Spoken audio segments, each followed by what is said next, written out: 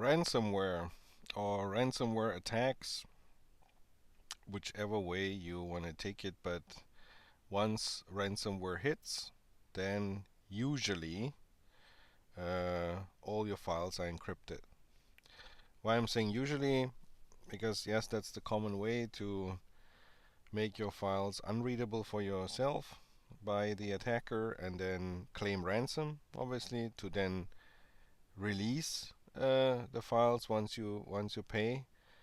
But sometimes it's just a charade, so technically your file's already gone. I mean, technically they have been made unusable, um, and the attacker claims that they can restore, but when they get the money, even when they could restore it, they just don't dare handing you something to recover your files because they are afraid that they will give away something about their identity or any clues to resolve the case. So therefore, don't even think that they aim to give back access to your files. Just assume it's gone. Yes, sometimes they try to put pressure on the organization by claiming that they will publish the data, especially when it's confidential data. They will post it somewhere on the dark web and say, here, data leak, and then you have trouble. But of course, if you look at it from a pure legal point of view, technically, when you are taken ransom by someone, you anyway have to inform the authorities. So there's no way that you just secretly pay, they release the files, if nothing happened, and suddenly you're just pretending no such incident occurred. So you anyway have to go to the authorities and you have to declare the case in a certain turnaround time. So threatening to publish the data would just double confirm that you have been uh, exposed, but at the end of the day, it won't help you in that case. So and experience shows that even when you get a ransomware or ransom negotiator from a professional company, yes, they have other means and ways to get in touch using anonymous channels and making the money transfer more suitable. But at the end of the day, the money is gone. And if you ever see your files again is another question. So therefore, industry recommendation is don't pay the ransom, focus on recovery.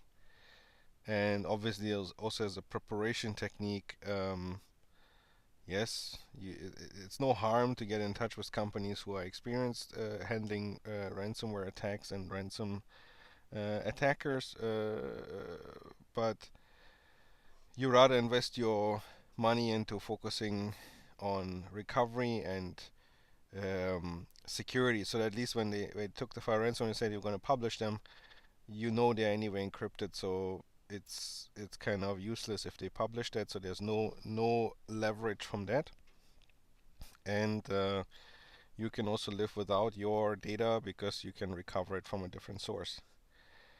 Um, I mean, it's a strong statement here, but I'd rather say that avoid smart devices. Why?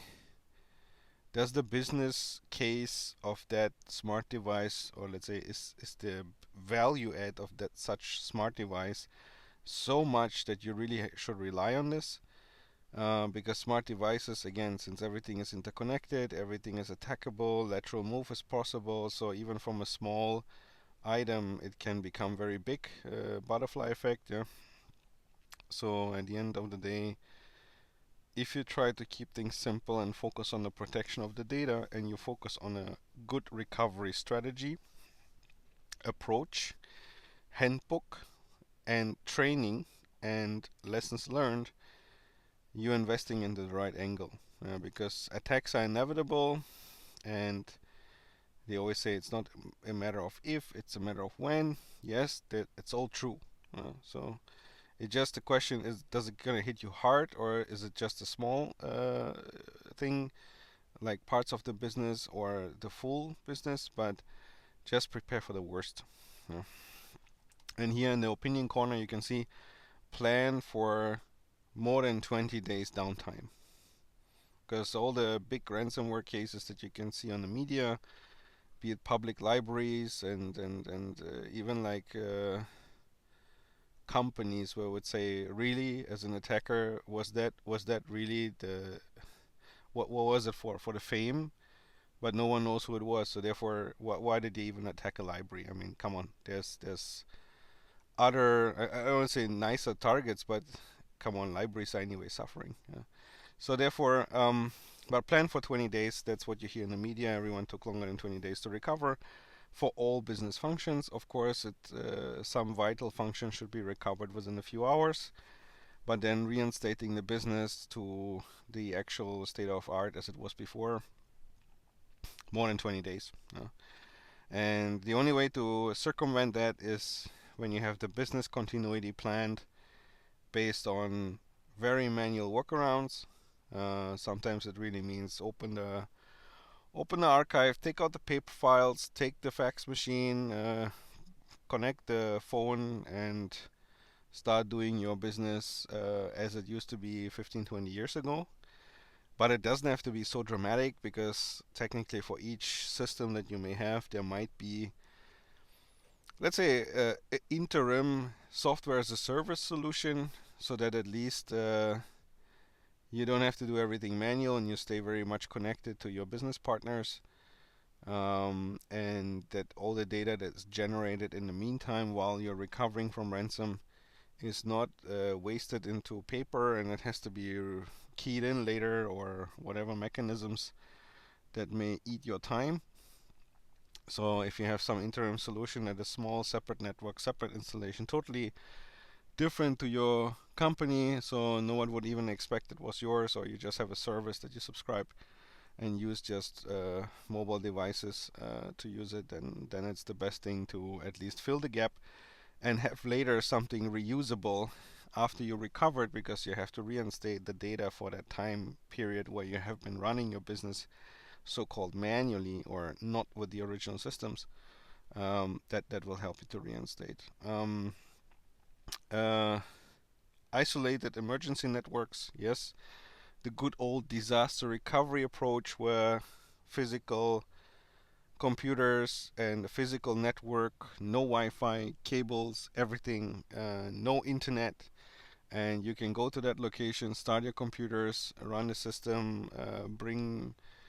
I don't know if you should bring your data, because I think when you're taking ransom, you have no chance to actually take anything with you, but you may have a backup somewhere lying around that you may take. But be careful with the backups, because usually you never know which one was compromised already. Because sometimes the ransomware doesn't hit immediately. It's been installed a few weeks ago to make sure that it's really inside your system. And even when you would start recovering with a normal time, like a RPO of 2 weeks or 1 week, you will still have it in there. So therefore, maybe not so good to use these immediate backups. Just see that disaster recovery site as a interim, run the business, at least collect the data that you require later. And of course, in that same context, maybe one thing interesting to mention is phishing is the most common way to get access to your system. So to plant these ransomware, malicious software that later gets activated at a certain point of time to block your business functions, it comes through the humans, yeah. Because when they click on links, download something in an email, looks like a CV, looks like a spreadsheet, open up, and if your computers are not protected, no proper endpoint protection in place, no proper antivirus, even though antivirus sometimes, I mean, for ransomware it wouldn't help, because if it's a handmade ransomware software, there's no signature, you won't be able to detect it. So you may think about how to cut these kind of user interactions, maybe no attachments in emails, maybe no links in emails, because emails are for communication or use chat, and the files are placed separately where there's a proper antivirus scan, and they can be contained, so in case something happens, you're not basically risking your whole corporate network.